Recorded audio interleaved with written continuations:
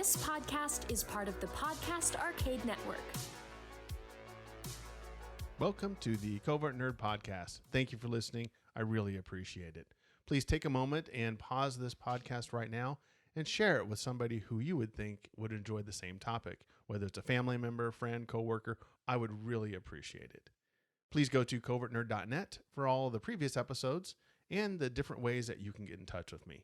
And without further ado, let's dive right in and nerd it up. Back for another darker and edgier 90s comics. We're going to be talking 90s comics, and we're going to be talking about movies based on 90s comics that haven't been made yet. And I was going through and trying to find some, and man, there's been a lot of TV shows and movies. Obviously, we've been inundated with heroes movies over the years. There's a lot that's been made. I mean, for crying out loud, we got a Blue Beetle movie coming. Yeah. Right? Who asked for that anyway? No one. No one. Exactly. Well, I do have, usually we do a guess the artist where Al guesses who the artist is, but we had some technical difficulties on that. But I pulled one up real quick. Al, I got one here. I wanted you to see if you knew who the artist was on that one. I don't know. Oh, and that one there? Yeah. That's me. I did that. You did that. It was an homage to Norman Rockwell. Yeah. I thought you might know who that was, but I didn't know for sure. So that's from Lenny Vernon Badass Trucker number 8, also known as the Ocho. The Ocho. Which we still have plenty of. Yeah, by the way. Yeah. You could buy Ocho of the Ocho, and we'd still have plenty of them. That's right. You still have more than an Ocho left. What's on the horizon, Ben and Al, for Lenny Vernon, if you let the listener know? Go ahead. So, let's see, what do we got going on? What do we got rounded up here? So we're polishing off issue 12 of Lenny Vernon, where he's going to be facing off against the Hellbilly. In that issue 12, we also then introduced our next line, I guess, of books that we're going to try out, which is a spin-off from a character that appeared in the Colty saga. So if anybody remembers, Altamont, the biker that helped out Lenny fight off those cute and cuddly Colties, we're going to make a solo run of books featuring him. And so we kind of did a little short story in issue 12 just to kind of play with it. But we actually have pretty much all the work done for his first solo book. We're looking at having one or both of those available probably at Ocon here in July.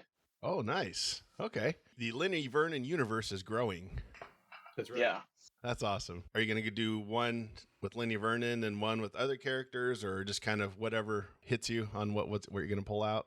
Yeah, we might focus on Altamont just a touch, just to, just depending on the reception he gets. But then, yeah, we'll probably, if we continue with both of them, it'd probably be like a back and forth type of deal, because I don't think Al can handle drawing 2 books at the same time. No. Nor would I ask him to try to handle that.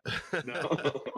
You can have maybe a panel where Lenny's on a beach somewhere, drinking something, just taking a break, and then it switches back to Altamont. Right. He's taking his DOT mandated break. And That's then right. That's when the adventures of Altamont kick in. Now, is Altamont going to be a truck driver too? Or he's a biker though. He's the biker. Yep, okay. Altamont's the biker. Oh, good. So I won't have to draw any trucks. That's right. Or bikes. Yeah, and technically he won't have to draw any motorcycles. There's our plug for Lenny Vernon. And do we have any talks in the works, Al or Ben, with Netflix or Hulu about a Lenny Vernon TV show coming? Well, with the writer strike right now, it's kind of making that tough, and everything's kind of stalled a bit. So good point. Good point. Yeah. Hitting a little bit of a brick wall with that strike, kind of affecting a lot of people at a lot of levels. So yeah. Are you too proud to sell your IP to Lenny Vernon, Al? Oh, no. If Disney drops $1 million or $10 million on your lap, you're like, no, this is my pride and joy. I'm not giving this up. I mean, okay. Yes and no. It depends what they're going to do. If they come in and they say, here's $10 million and we're going to be true to the vision, or even $1 million, they're going to be true to the vision and they're going to do everything that I want, knock yourselves out. Fantastic.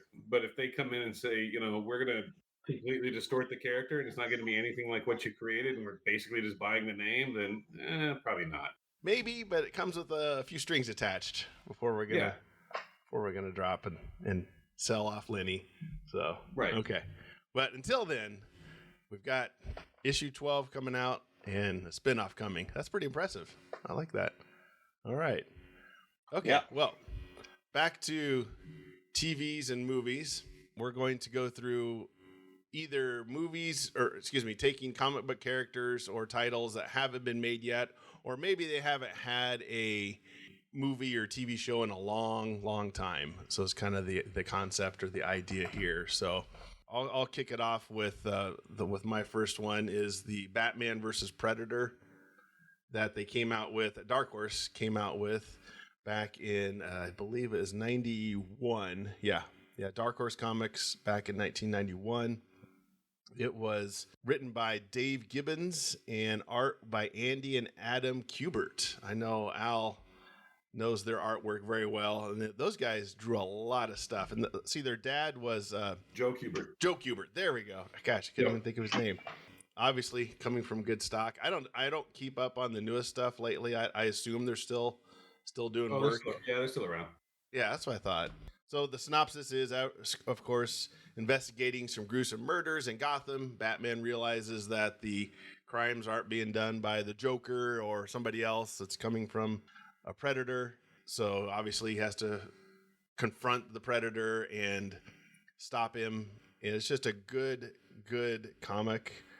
Obviously the Predator is based on a movie from 1987 with Arnold Schwarzenegger and company. The handshake or the Carl Weathers and Arnold Schwarzenegger arm wrestle. So that's right. That's when Al and Ben, that's what your biceps look like, right? Yep. Spot on. So that's it. I don't know if you guys knew this, but the Predator blood that they made in the movie was made on set with a mixture of liquid from glow sticks and KY jelly. So, multi-purpose use there, I guess. Yeah, I was always under the impression that whatever it was inside glow sticks was terribly dangerous. Yeah. You'd probably be cracking into that. You wouldn't think so. And then you're like, hey, let's go get some KY jelly and mix them together. And there's our blood. Yeah. The process of elimination sounds like it would have been fun on that. Yeah. The Rebel Camp, if you remember in the movie, is actually, it's in Mexico. That's where they filmed it, is a tourist attraction now. So you can go see the Rebel base from Predator in Mexico. See where the guy stuck around? Yeah, that probably is there. There's probably a little circle there on the wall. Right? This is where Schwarzenegger's knife went. Let's see, Batman, of course, DC Comics, 1939. And Bruce Wayne, I didn't know this either. So Bruce Wayne's name came from Scotland, and then Mad Anthony Wayne was a American Revolution hero. So that's where the name Bruce Wayne came from, which is really weird. And then Andy Warhol, I didn't know this either. It was on the internet, so I don't know if it's true, but Andy Warhol directed the first ever Batman movie titled Batman Dracula in 1964. It was made without the consent of DC Comics, so the only thing that's left is a few still images from it. So would you go see an Andy Warhol Batman movie? No. No. No. I mean, in fact, knowing Andy Warhol, he probably just used a bunch of footage from other people's movies and then just called it his own. Speaking of Batman movies, then, I guess what are your favorite Batman movies? We've had, 4, 5, 6, 7, 8? I think at least 8 now. It's been a lot. Not counting the 60s Batmans, if you want to count those. I've only seen snippets of those. My favorite, The Dark Knight, the second of the Nolan trilogy. Yes. The Joker. solid. Heath Ledger was, obviously he was fantastic. Yes, that's my favorite too, by far. Best. Some people don't like it, but I don't see why. I mean, Heath Ledger as the Joker was spot on. Yeah. No, that was, I really enjoyed that. I didn't care for the third one. The Batman Begins was pretty good. I enjoyed that. It was good because it was the first time we'd seen Batman since 1989. So, of course, 1989 Batman always has a nostalgic place for me. I don't think it's the best one, but it's, And in 1989, it was amazing. It was amazing. Exactly. Our 12-year-old brains couldn't handle that because we never had any of that because we didn't have the riches of comic book movies that we have now. But looking back on that movie now, like, ugh. Yeah. It's still, obviously, I'm biased because I'm like, okay, this is kind of the Batman when I was a kid, so I like it. But I don't probably give it a fair shake compared to somebody that's never seen it. Yeah. Ben, of course, his favorite is Batman and Robin with George Clooney. Oh, bat nipples? Yeah. I mean, if you don't have nipples on the bat suit, why are you even making a movie? That's all I can say. What's your favorite Batman movie, Ben? Ooh, that's a good one. Despite what Al says, I think '89 Batman is good enough for me. Yeah. Followed closely. I liked Batman Begins, but I really am not a huge fan of the rest of that series. Okay. But fair enough. I like that they took still his origin story, but went a slightly different route with it in the Batman Begins. I like the storyline that they followed there. So okay. I think those two are probably tied for my favorite Batman movie. I just thought that the Nolan ones were the best, in my opinion. The new one is okay, the Batman, but it just, I don't know, it just didn't jive with me very well. I don't know why. But anyway, the Batman versus Predator comic book, I think if they did either a movie or I don't think you need to do a TV show.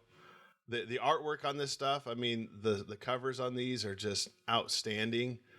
If you did a movie, maybe 2 of them, I don't think you need more than 2, maybe 3. I guess you could drag it out, but I think 2, a part 1 and part 2, or a really long, maybe 2.5 hour movie would be fine. And then just take the comic book and do it page by page. I don't think you really need to do anything extra. Well, you would, though. You'd have to, of course, start the movie because it's a Batman movie with the Predator killing Batman's parents. Right. Okay. Alternate timeline. Right. If Batman is on screen, you have to show his parents dying in an alley after watching a theater show. That's like in a contract somewhere. Well, we'll probably talk about this later, but what type of backstory would you need for this? Do we need to educate maybe new viewers on Batman or Predator, or do you just say, look, we're going to put this out there. The people that are going to go to this know one or the other or both characters. Yeah. The original Predator didn't have a backstory in the 87 movie.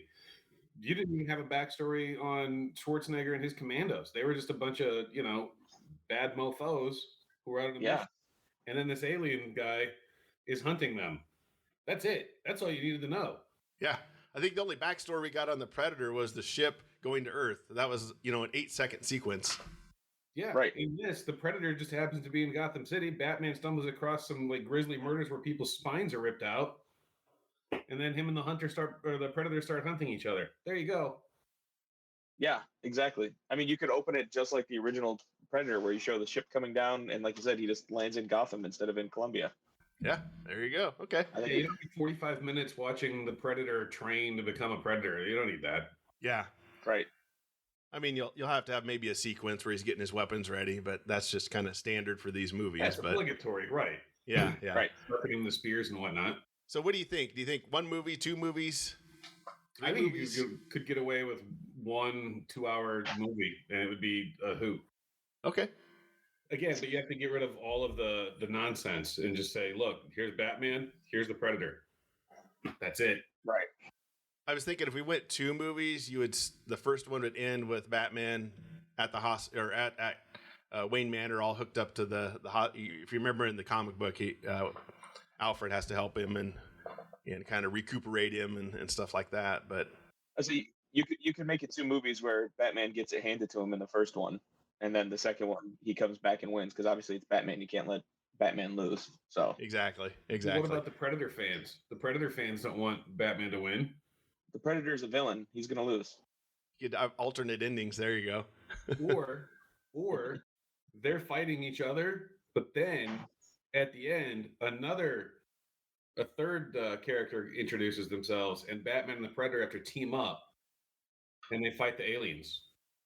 Or at the end, Batman has wrangled Predator's spear from him. Predator's down for the count. He's got the spear over his head. Predator goes to type in his self-destruct on his wrist, But as he's doing it, Batman notices he types in the password, and the password is Martha. Oh, yes. And he's like, how do you know that name? And then they become friends. There you go. Well, there is, Al, you mentioned the Predators. There is a fan-made film. I don't know if you've seen it on YouTube. That came out about 10 years ago with Batman versus Predator versus Joker. So check that out. I'll put that in the show notes. Versus Joker. Interesting. But yeah, I think this would make a good movie. Or a movie trilogy or duology or even maybe 2.5 hour movie like Al said, and you should be fine. Now the thing is, I don't know that this will ever get made because obviously Disney owns the Predator now, and DC Comics of course owns Batman, so I don't know that you'll ever see that. But never say never. I mean, like Al said, if Disney hands me enough money, they can have Lenny Vernon. So, all right. So we'll stick with Ben Crane. The value on these comics, let's see, came out $91, $1.95 for the Batman versus Predator. It's worth $4 now. Ooh. So double the money on that one. There you go. These alternate painted cover, which is let's see, there's a B version, a C version. Yeah. So you could buy them, one with the Predator on one side and one with Batman on the other. Those were $5 when they came out, worth $10. So double the money again. I mentioned this last time we talked about Batman versus Predator in some other episodes. They're never going to reprint these again because you've got way, way too many hands in the pot on this. Because if you're going to reprint these, you have to get permission from Dark Horse Comics, DC Comics, Fox Studios, and now Disney to all agree to reprint these. Yeah. Right. So that's never going to happen. That's never going to happen. So not only is it going to be difficult to do the movie, but to get these reprinted, they did a reprint in 2004 and that was it. So Ben Crane, you need to advise your customers that these are long-term worthwhile investments. And look, all Lee did there was introduce scarcity and rarity to the market, which only increases prices. So, and as he was talking, I realized that a lot of the marketing strategy for my investment scheme here is in phrasing. You don't say, hey, you bought it back in the day for $2. Now it's only worth $4. No. You say these books have doubled in value since their initial printing. That's it. Oh, Ben, I'm not going to tell you that it was printed 30 years ago and it took 30 years for it to double in price from $2 to $4. But this is an investment because it's doubled in value since its initial printing. And it's only going to go up because, as Lee pointed out, they're never getting reprinted again. They're never going to do this again. And Ben, it's not a scheme; it's an opportunity. Right. I got to work on that phrasing. Yeah, it's opportunity. But yeah, seriously though, they're not probably ever going to reprint these again. So if you do have these, you better keep a good eye on it because obviously they've only doubled in value. So I don't know how many are out there, but anyway, it's a good comic. You can get the trade paperback for, I think I saw on Amazon for $8 or $9, I think. So get them all put together. But I think this would make a great movie. So yeah, definitely. They're sitting on a gold mine here, Ben. Come on. That's right. All right. Who wants to? They just can't see it. They just can't see the money right in front of them. Get some suits in front of this, and obviously they wouldn't have to get Dark Horse permission. So it would just be DC and Disney ultimately would have to get together on something like this, and they're looking for content. Right. So I don't know if they can work out a deal or not, but I suppose you'd have to get a lot of creative people to agree on a lot of things, and who would be Batman. And that's a good question for you guys. Who would you want to be Batman if they did this? Who would you want to be Batman? Because we got Ben Affleck, of course, out there now. We've got the guy that did the recent one. I'm not a big fan of him, but I guess Robert Pattinson. I think he was fine for the Batman movie that he was in. He was, it was more of a almost like a year one story. He was good. Personally, I did enjoy Ben Affleck as Batman, even though I wasn't necessarily a fan of the movies that he was Batman in. Yeah, but I thought he was fine. He did a good job. Yeah. I kind of like the Christian Bale version of him, just because he's kind of when he's Bruce Wayne, he's the womanizer, the alcoholic, kind of just disinterested right. Bruce Wayne. I kind of like that Bruce Wayne type where he's just kind of disinterested in the playboy so that nobody would think he would be the Batman. That's the whole kind of the bumbling nerd for Superman, Clark Kent, that this Right. guy couldn't be Superman. I'd be okay with Ben Affleck if they did this. So, all right, who wants to go next? Ben does. Sure, why not? All right, what do you got for us, Ben? So I landed on this character because at first he didn't fit our criteria, but then as I did some more research, he totally fits our criteria and then some, because we're dealing with 90s stuff. So I picked Lobo to have, in my opinion, either a miniseries like TV series or a TV series, not a full movie. But originally, when I started researching him, he came out in 1983. His first appearance was in Omega Men #3 in 1983, and he was supposed to just be a straight up bad guy for that book. And so I was like, well, crap, 1983, that's not the 90s. I can't use him. So I kind of searched around for some more stuff. Like you said, it was hard to find something that fit in, because there's a lot of crap out there that I didn't realize had been made.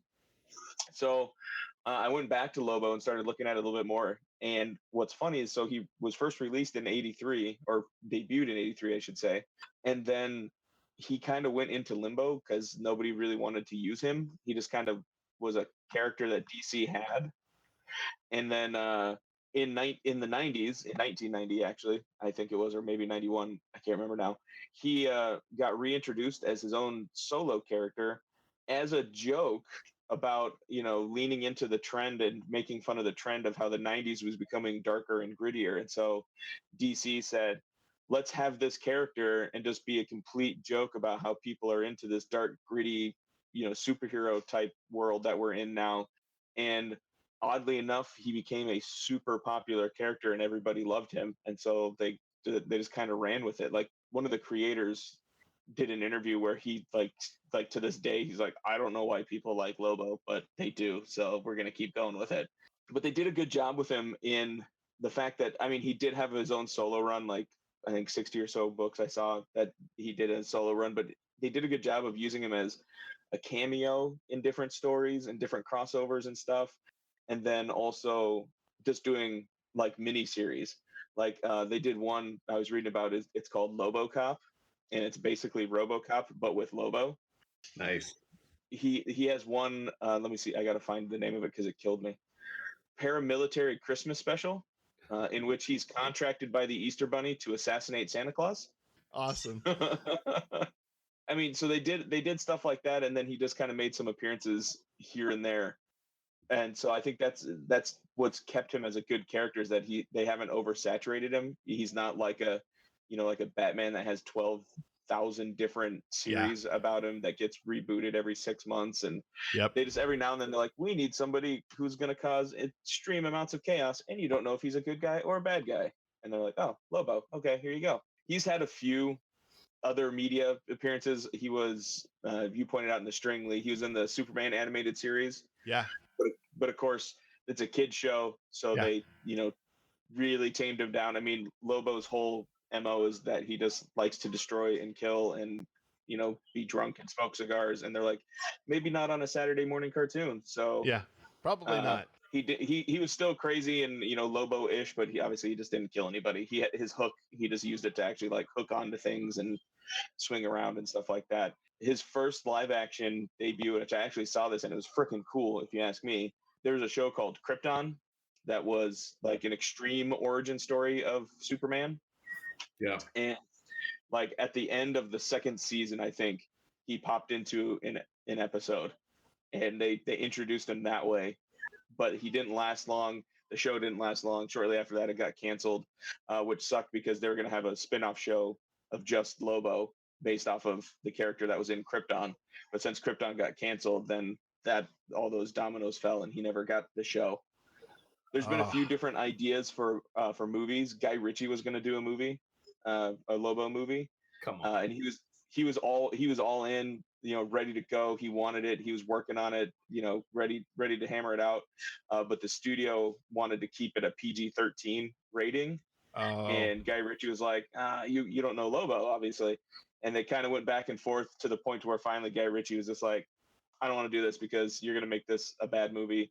And so he took himself off the project and went and made his sequel or his second Sherlock Holmes movie instead. So that was before Deadpool. Yeah. And so then it just kind of, they kind of hung in limbo with the script. They got some more script writers. They got like another director, but then it just eventually fell apart. They could never get the momentum behind it. So he's out there ready to have a movie. And I think when I was looking at it, like I said, I think either a movie, maybe two, but not a whole bunch of movies, or you do like miniseries, TV series where you take some of these stories like the paramilitary Christmas special, and you just make that like a 4 or 5 episode TV show where you turn that miniseries in. Or you could do, as long as you do it correctly, you could do a serial show for maybe a season or 2 or 3. If you did it like the original Marvel series from Netflix, if you kind of had that idea and that creative type team behind it, I think you can make Lobo into a good TV show. So each episode would be him assassinating or a bounty on somebody. Yeah, I mean, yeah, he's a mercenary bounty hunter, space biker. So yeah, just kind of almost like the Mandalorian too. Just you got a villain of the week. This episode he's hunting down this person, and once he hunts him down, that's the end of the story. We don't need these big conspiracy story arcs where there's the secret shadow people that are running everything, and he tries to fight them. No, just some guy paid him to go hunt this person down, so that's what he did. End of issue. End of TV show. I had no idea, Ben, that this was just somebody finding an old character that they wanted to just lean into the 90s with. That's why he got popular. That's amazing. Yeah, it's great. Then what's funny is then people, kind of made fun of him by making like, again, more, crazy, super dark and gritty characters, because they're like, oh, look, we're making fun of Lobo. Like there's even a character called Bolo that was just a complete ripoff of him. Well, not even ripoff. They did it on purpose because they were making fun of Lobo. So like he was, even the character, that the Bolo character was even like blue, like Lobo is. But I think he's a fun character. I think like you said, you can make a great, I think, TV series and or couple movie series out of him. He's kind of like the Deadpool of DC Comics. He's kind of the slapstick a little bit, type, mercenary killer. He's kind of like that. I agree. I think a TV show or maybe 1 or 2 movies would be plenty. I don't know that you need to drag it out too much more than that. I think he was in Justice League, in the Justice League animated movie or animated cartoon show. I don't know if you remember that in early 2000s. I think he was. Yeah, he might have made an appearance in there too. But I mean, you run the risk of, if you make it too long, you run the risk of them trying to turn him into a sympathetic character. And this guy, you don't want to do that. Like, or not sympathetic, but I guess like softening him up to where, like I could see them doing something dumb, like he finds, a younger character and then becomes the father figure. And it's like, no, that's not Lobo. He's got a miniseries where he doesn't take on kids. He actually kills them. So, yeah. This would definitely have to be a hard R if they made a movie. Yeah, definitely. But I think if done well, it could be awesome. There's no need for backstory. Just jump right in. He's a biker, space biker. This is what he does, and just get into it. Yep. Yeah, he's an alien mercenary. That's all you need to know. And he kills people for money. Yeah, we don't need his parents getting killed in some cosmic alley. Right. I mean, if you're gonna do any kind of backstory on him, it's just, you just do it through dialogue. You just have some character say some throwaway line. Like, oh, who is this guy? Oh, he's from this planet. He's the last of his kind, and now he's a bounty hunter. Cool. Now we know who he is. We don't need anything else. Yeah, that's it. Yeah, I agree. It's funny that you're talking about backstory, Al, that 20 years ago, or even like with the original Spider-Man movies, the Tobey Maguire, we spent about 1/4 of the movie just on the origin. Now it's just a 13-second clip of him getting bit by a spider, Right. We don't need the backstory. I mean, like, okay, the first Spider-Man movie, the Sam Raimi, Tobey Maguire one, it was, Spider-Man hadn't been mainstream in TV or movies for a minute. I mean, he had the animated show, fans knew it, but the average person on the street probably didn't know it, and it made sense. But once you do that once, I think in any movie or TV show, then you're done. Like Right. Especially now, like you said, everybody knows who Spider-Man is. Everybody knows his origin story. But you're right. Back in 99 or whenever those came out, 2003 or I don't remember. But yeah, you're right. People, even your mom, knew who Spider-Man was. They knew the name, but they may not know. Well, how did he become Spider-Man? Well, we touched on this too, Al, last night when we were just kind of BSing about this stuff. That it's okay if you show it in the first movie. But like some of these movies, and even I think those Sam Raimi Spider-Mans did it, where like you showed it in the first movie, and then in the first like maybe 5 minutes of the second movie, like you recap it again. It's like, no, the people watching this movie saw the first one, or they're fans of the character. So I don't need 3 movies, all of which start with them with some way of showing or telling me that he was bitten by a spider. Like, I get it. I don't need to see that again. It depends what you're going for in your movie, right? If you want your character to be sympathetic or relatable, you want to show that. With Peter Parker, it's important if you want him to relate to the audience to show that he's just another kid, he's just another schmuck, he lost his parents, he's living with his aunt and uncle. It's great to build up the story. That's fine. Same with, even Deadpool did a bit of a, sappy, like, hey, let's make him relatable. So he's not just some insufferable jerk just killing everybody. You have to give that backstory a little bit, depending on, Right. Also depends on the story you want to tell. Because with Deadpool, you had the love interest, and why would this woman ever want anything to do with him? Because come on. So you needed that. But then you take another movie like the Judge Dredd movie, the good one with Carl Urban. There's no backstory. He's a cop. He's in the city. He goes to this tower. That's it. You don't need a backstory for Judge Dredd. You don't need to see him going through the police academy or any of that, because that's not Right. the kind of story they're telling. I thought the good Judge Dredd was with Stallone, Al. Nope. No, sir. Just kidding. No. So with Lobo, we don't need, like you said, we don't need a sappy backstory he just because goes up and just gets into it. That's he's it. cold killer. That's it. You mentioned first appearance, Ben, of Lobo is Omega Man number 3, which was cover price was only $1. Now it's worth $85. So 85 times increase, Ben. You see that? You see that? Yeah, and it only took 40 years. Yeah, Hey, again, we're not gonna see Lee caught on to the marketing. You don't mention the timeline. Since its initial printing, its value has increased 85 times its initial value. See how that makes it sound so much better? Yeah. So yeah, that's what. Lee, can So you zoom in and look at it's fun to compare the new Lobo versus what Lobo originally looked like. yeah, I can't really blow it up here, but man, he looks way different. Oh, here, maybe I can zoom in. Oh yeah. Look at that, like the purple hair. So half of him is purple, half of him is just flesh color. Looks like the Joker. He's got a white face, purple hair. Yeah. It looks like a Kiss reject. Yeah, Right? there you go. This is the keyboardist for Kiss before they realized they didn't need a keyboardist. Listen, it's still better makeup than what Peter Criss had. Is it? Yeah. He's a cat. Come on. Yeah. He's the cat man. So yeah, they've definitely made some changes, but that's a fascinating backstory though, that let's go find some obscure character. Hey, there's this one guy we introduced in Omega Men and never used him again. It's been 7 years, 8 years, whatever it was. What about him? Yeah, who comes up with this stuff?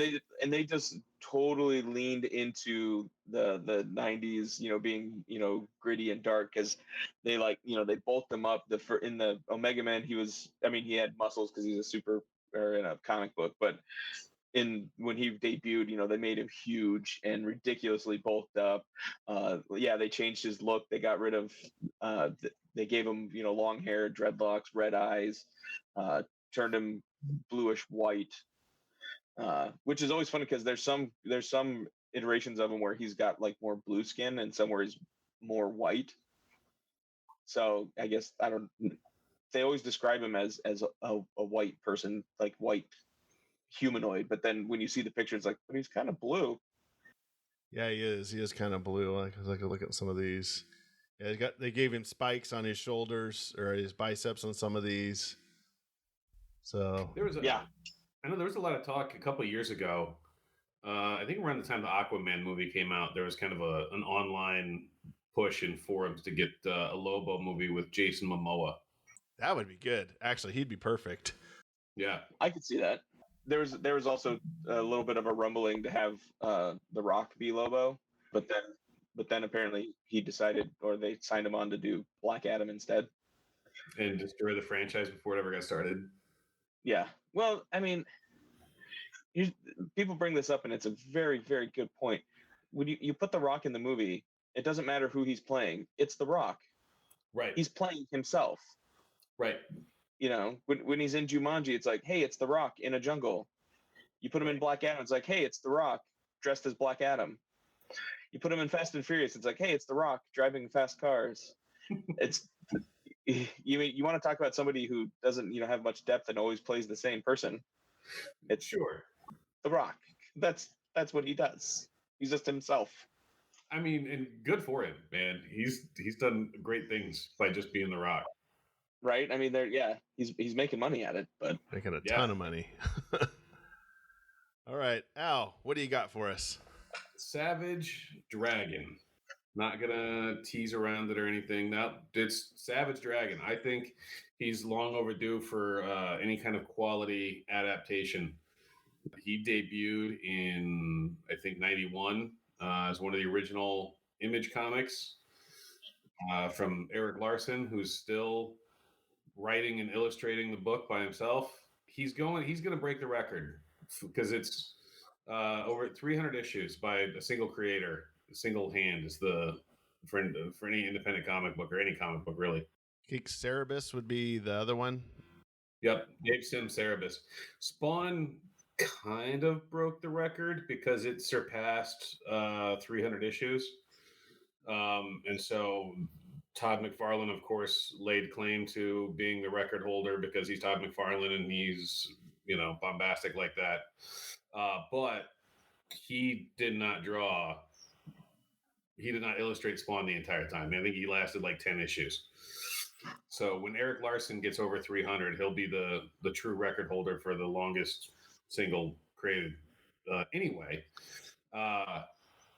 he's a fun, bombastic, exciting character, and you can do. There's a lot of versatility there. There's a lot of wacky, wild-looking villains. The book has never taken itself too seriously, and as far as a backstory, unless Eric Larson did something,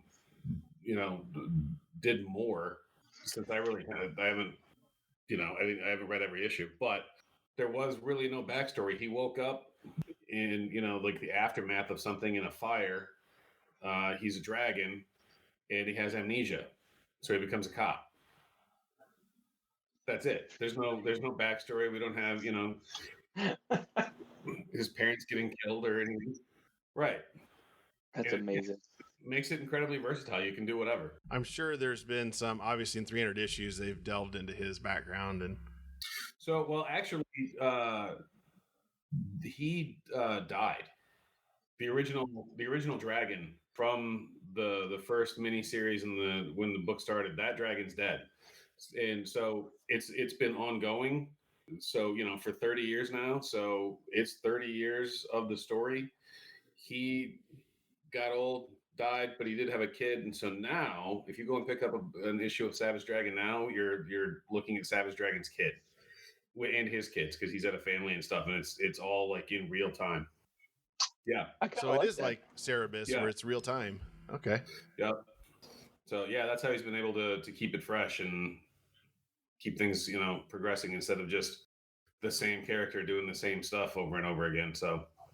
Oh, I didn't know that. I didn't know it was his son that they'd kind of moved to. Okay. Well, Al, would this be a TV series or movie, or what do you think would be best? I think a movie would be best. Short and sweet, hour and a half. Again, you don't have to have any backstory. You just, he's a cop. He's in Chicago, and here's these crazy bad guys that come in with some crazy plot, and he has to stop them in fun and exciting and dramatic ways. I don't know. With him being a cop, I mean, you could make this a TV series. You could. Because I mean, you could go. I mean, it's been around for 30 years too. You could go the Law and Order route. You know, Right. you could make it a procedural. Him and Jerry Orbach are catching murderers in Chicago. Yeah, team him up with Ice-T. Yeah. Yeah. Yeah, you could do maybe a 1 or 2 season, 8-10 episodes type thing, I guess. It's like, Oh, you absolutely could. And there's obviously more than enough source material. oh yeah.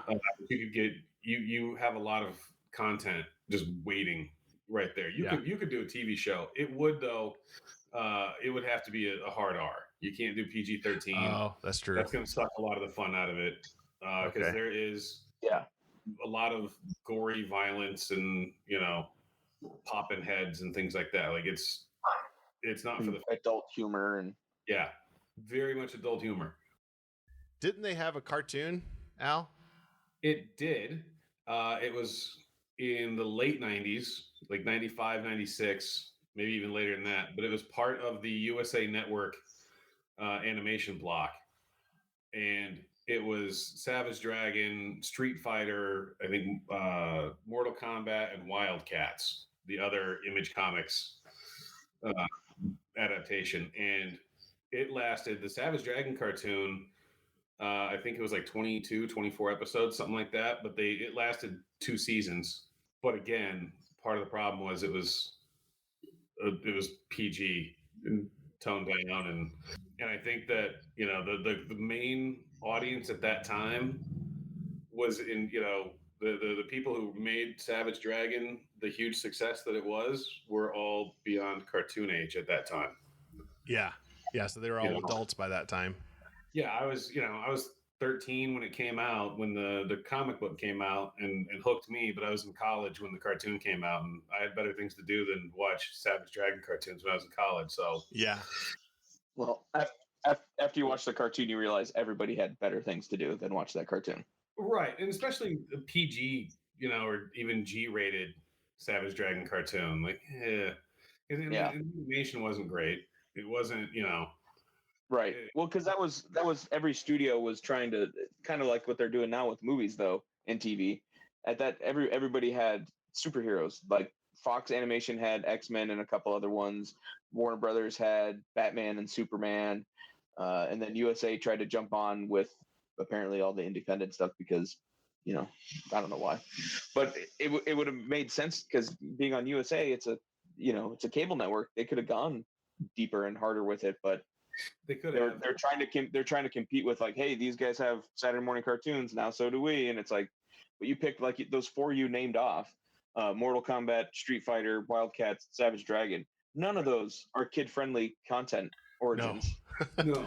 Well, and the audience that you're going for, kids, Savage Dragon and Wildcats. Like Wildcats, I think had already been through like 3 iterations by then. It was not a great comic book, as far as storytelling goes, and it struggled. But in 91, 92, when Image took the world by storm, they said, "Hey, this would make a great cartoon. We can really make a lot of money off this because look at how hot it is. This is the biggest selling books in the world, and it's getting all this news attention." They don't be on the lap of Eric Larson or whoever, and say, "We're going to do this," and they go, "Okay, well, as long as it takes to get animation, you got to get the production up and running. You got to get the stories, and so by the time it comes out in '95." It's not quite the same audience now. Like it took too long.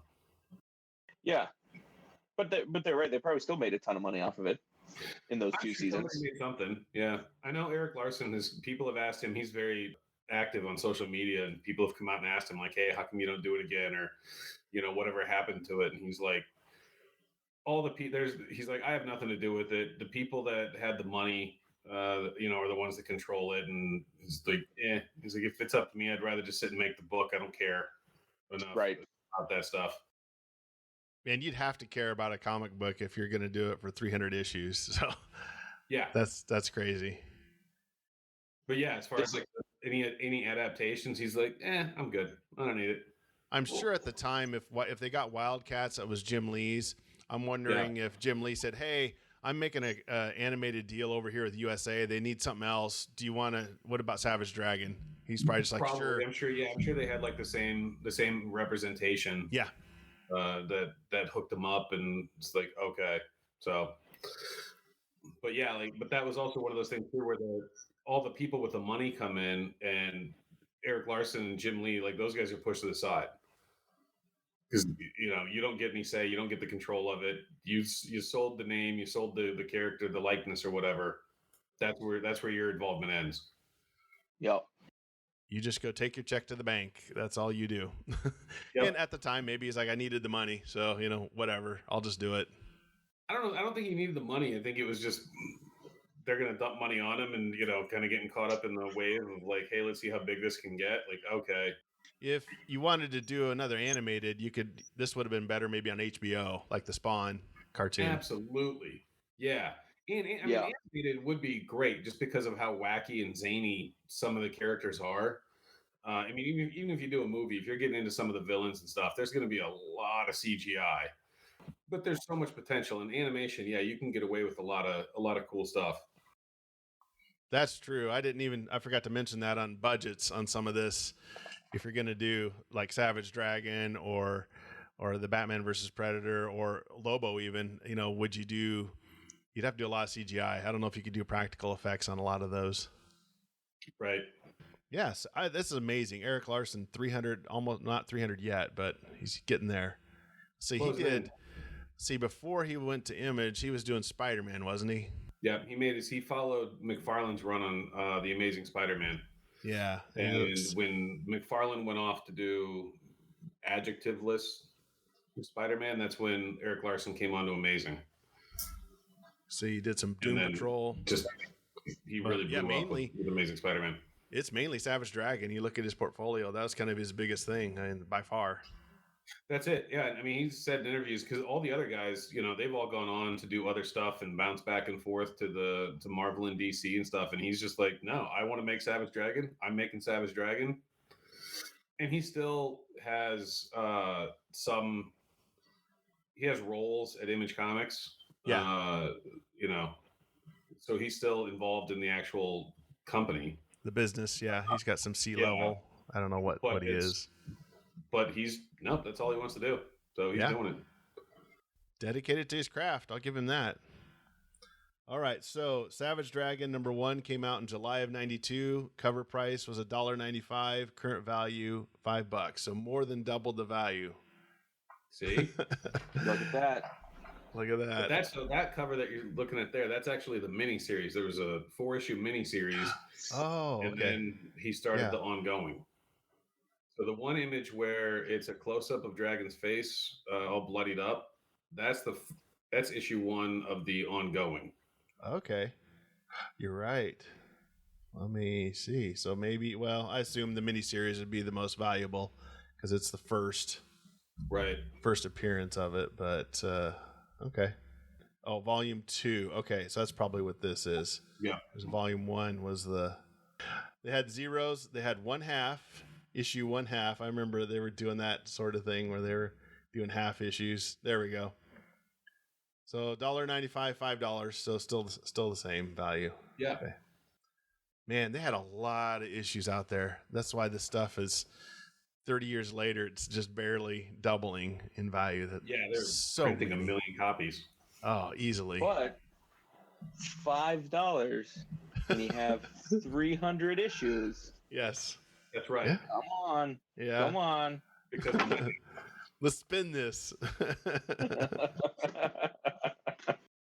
Because I bet if you go into Krypton or Legends or any of the comic book shops where you may be at to sell your collection, and you walk in with a long box full of Image books, they're going to jump on that. Yeah. They're not going to let that opportunity walk out of their store because they don't get Savage Dragon and Wildcats those types of Image books just walking in their door every day. So they probably have a big trash bag next to the desk there. Here they go. That's where those go. Yeah. Yeah. They don't even put them in the 50-cent box. They just put these in the burn pile. That's how we heat the place in the wintertime. Instead of pile of wood, it's just a pile of Image Comics. So Savage Dragon. Okay, so next one I came up with was X-Men Age of Apocalypse. So this was a comic book back in 1995 that came out for Marvel Comics, of course. And I know we've done X-Men movies, but I think this is a good spin on an actually decent alternative timeline storyline. Now, I've read the X of Swords, the one they did recently. I couldn't get into the new stuff. I tried the Krakoa stuff they've done, but this one, I remember I read it when it came out, of course, but went back and looked at some of it. And it's actually pretty darn good. The storyline, the art is really good. This one is 34 issues, though. I didn't realize it was that big. This was a massive crossover in 1995. Over what, 4 books? I think there were 4 different titles that the story ran through. Yes, and then you had you had a 4 issue with Fantastic Four that they did, and some other ancillary stuff. So the core, though, you're right. The core was just X titles that they did. So the basic synopsis is Legion, who is Professor Xavier's son, travels back in time to kill Magneto to prevent the whole mutant, with Magneto stirring the pot there with the mutants. But Xavier steps in front of the bullet or whatever, and so he accidentally kills Xavier, which changes the timeline where Apocalypse is in control of the world. This one, I didn't realize the writers. Mark Waid is in this. He's a writer. Scott Lobdell, Fabian Nizia, John Francis, Warren Ellis. Warren Ellis was a writer on this. Then some of the pencilers. We talked about the Kubert. So we got Adam Kubert here. And Andy. But do those guys always work together, Al? No, the Kubert boys. Yeah. I mean, they've both been around, but they bounce around quite a bit between Marvel and DC, and yeah, because they're both pencilers, so they each do their own books. Seem to always see their names together, though. Hey, I'm going over to DC for 6 months. I got a great deal. Maybe I should come along. Right. Let's see who else the names here. Daniel Salvador, Chris Bachalo, I think is how you pronounce his last name. Yeah, Bachalo. Yeah. Joe Maduria. He's done a lot of X stuff. He did, yeah. Well, he got he took over after the Kuberts, and after Jim Lee left Uncanny X-Men, they brought in John Romita Jr. For a while, and then after John Romita Jr., then Joe Madureira came on. That's when he was like 20, and he took over on Uncanny X-Men. That's when, and he was on it when Age of Apocalypse started. He did a lot of it, as I understood. He did a lot of the character designs, all the redesigns. That was him. Oh, that was all him, huh? Yeah. Okay. The art on this is actually pretty darn good for the late, in my opinion. The new designs, some of these when you do, especially alternate timelines, and maybe back then we didn't see a lot of them. I guess we did a little bit with DC Comics doing their Elseworlds and the What Ifs on the Marvel side. You got to see some alternate stuff, but this one was kind of the first big one that I thought was interesting. Now I was an X fan, so I was obviously a little biased on some of this, but right. It was really cool what they did with some of the characters, where the heroes in the original timeline were villains and some of the villains were the heroes, and how they changed some of them. But just a vast roll of, I mean, they rolled in everybody. I was trying to find the list of some of these, but they really out real quick. Looking at the screen here, the colors. Whoever did the colors for the Generation Next books really dropped the ball, because looking at it now, like, they don't pop. It's dark and muddy, and it really did a disservice to the Chris Bachalo artwork. Yeah, let me pull up one of these here. Yeah, the other ones are bright and colorful, and they read from a distance, but that you got to really zoom in to figure out what's going on. Yeah, it's just a red blob on the screen. So maybe too busy, too much. It's way too muddy. They're trying to get too cute with all the gradients and stuff. Huh? It's just it doesn't read well. Yeah, so if you compare, say, this Generation Next with Colossus here, and then over here with Magneto. Yeah, Magneto's jumping out at you.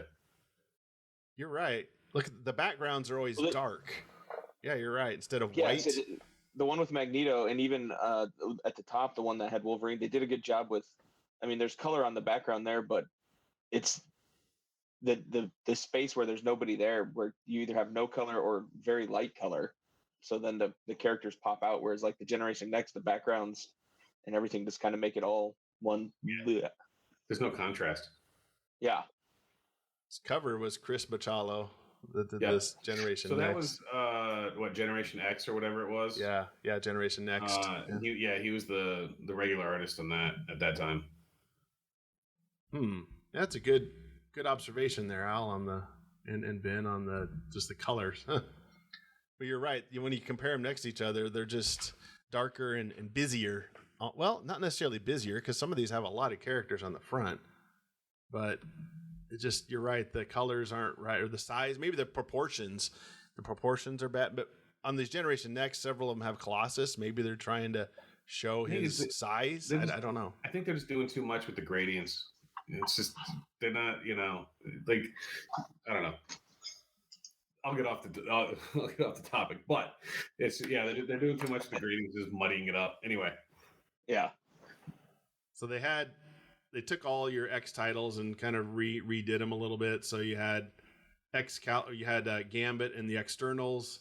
Generation Next was supposed to be the younger X-Men. Astonishing X-Men, Amazing X-Men, Factor X instead of X Factor, the Outcast. I mean, they just had a whole slew of their characters that they took and kind of gender swapped them, or just not gender swapped, but just kind of moved them around a little bit.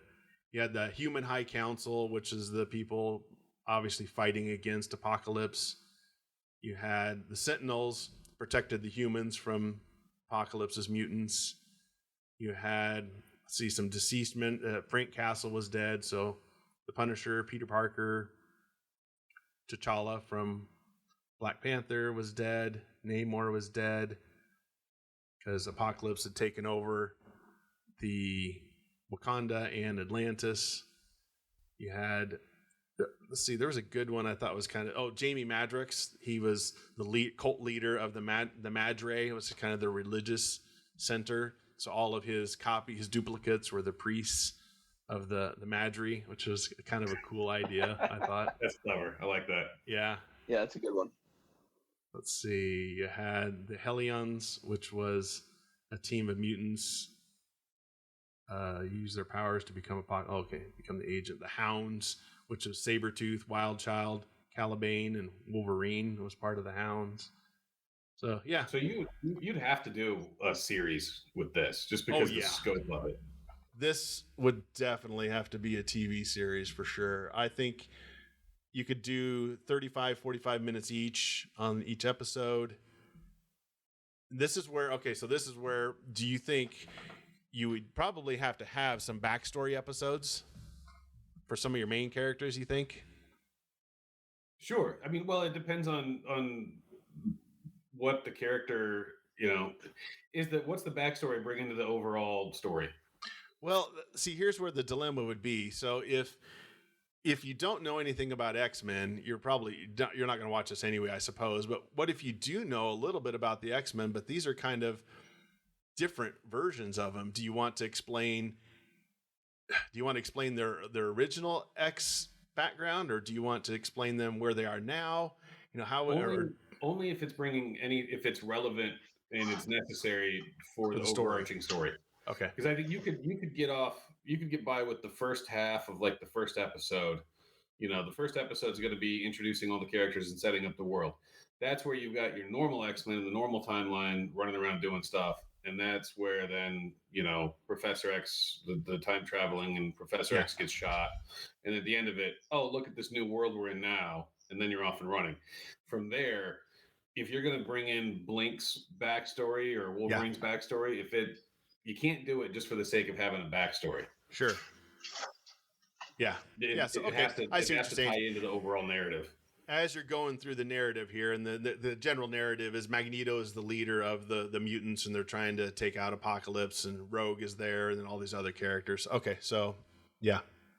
I think you'd have to do at least probably 2 seasons, maybe 3 seasons, total of maybe 40 to 50 episodes. Again, you're going to deal with budget here because you're going to have a lot of CGI and a lot of different sets, because a lot of this story takes place over different areas. Sometimes you're in Manhattan, sometimes you're in Europe, all over the place. Yeah, I think if you're going to do it right, you would have to do prestige TV like Game of Thrones style. Otherwise, just animate it. Just do an animation and call it good. Yeah, definitely. That's true. Okay, so if you don't have the budget for live, let's just look at animation. Yeah.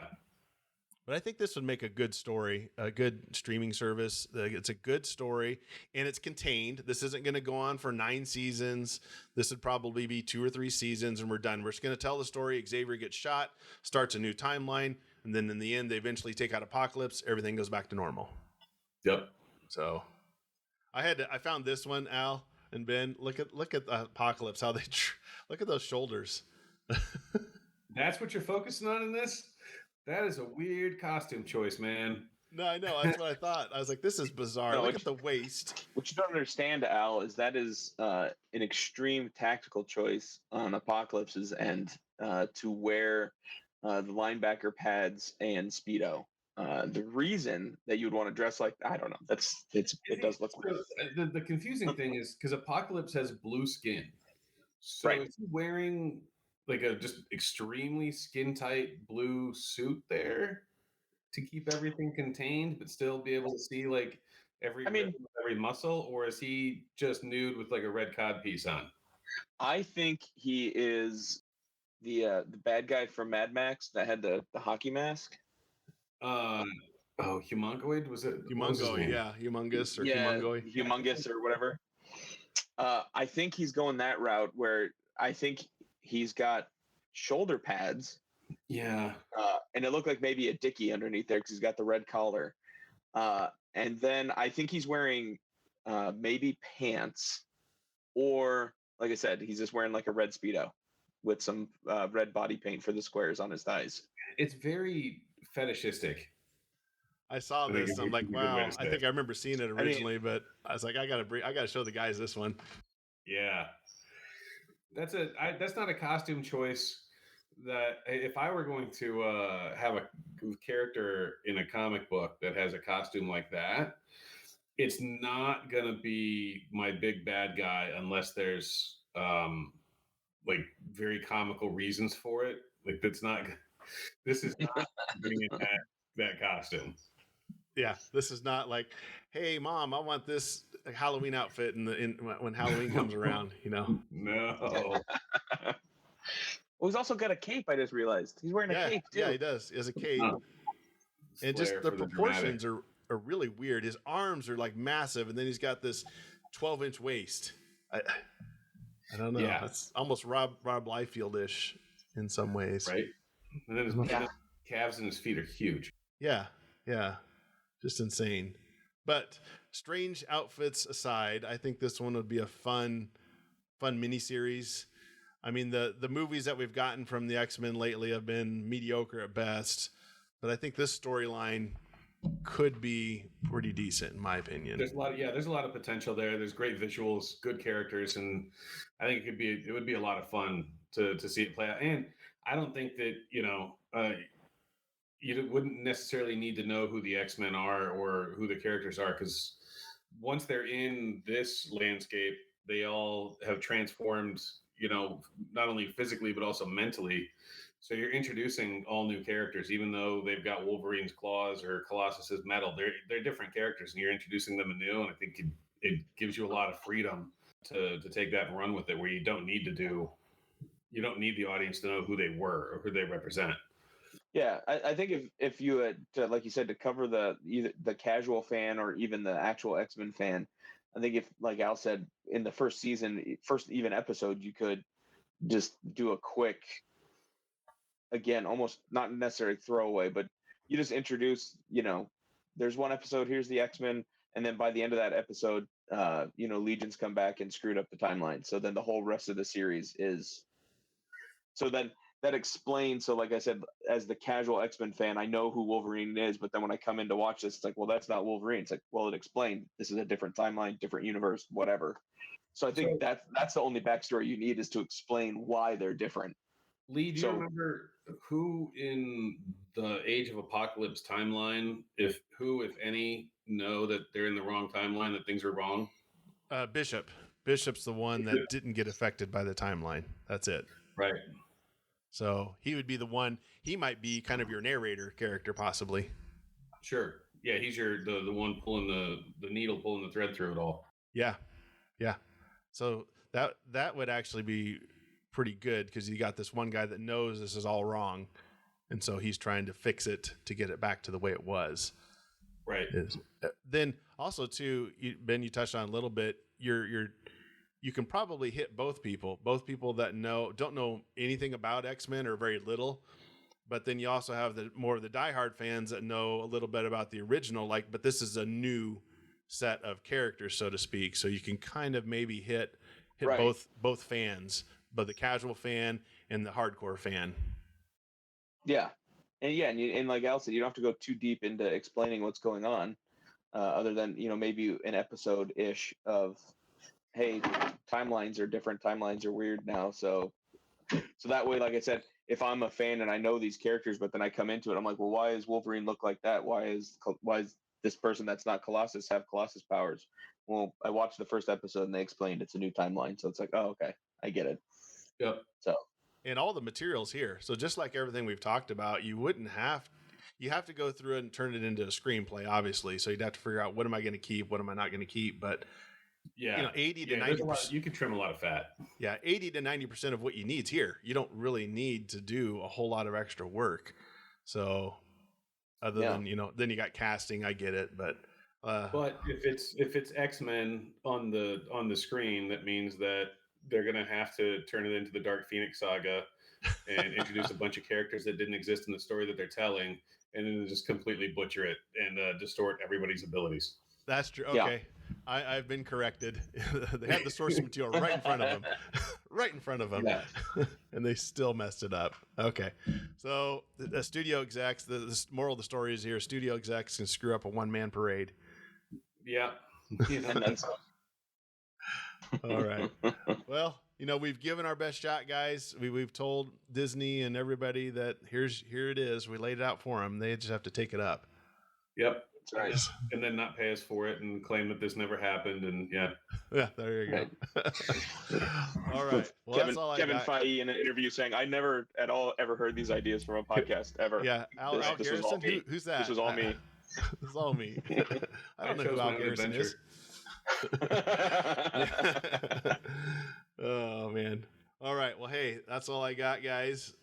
So go to covertnerd.net for all the information on this episode and previous episodes. I'll put a link in there for the Omug guys too. So keep on the lookout for the next Lenny Vernon expanded universe. Is that what you're going to have underneath the next title? I think so. Expanded. Yeah. Come find at Omaha Comic-Con or O-Comic Fest or whatever it's called. If you're in the eastern Nebraska, western Iowa area, coming up in July. All right. You find us and get our books. And then you guys got to totally lean into 90s and get a card set, a Lenny Vernon card set. So see, we've actually, listen, that idea's come up. It's been mentioned and maybe even been researched a little bit. That's not too far off a possibility. Because all Rob Liefeld did was just take some panels from Youngblood and put them on the cards. Yep. Yeah. Wouldn't be hard. Yeah, don't reinvent the wheel. And then, of course, the fans have been clamoring for the Al Garrison fan club because Rob Liefeld had a fan club. So, right? Yeah, it's a work in progress, right? Yeah. Yeah, definitely. Al will get his assistant to work on that. Yeah, that's right. Right. Yeah, we're gonna get the promotions team working on that right now. Yeah, we're still taking applications, so just getting all that sussed out. Yes. All right. Well, hey, thanks for listening, and until next time, nerd it up. Thanks, guys. Thank you. Awesome. Thank you.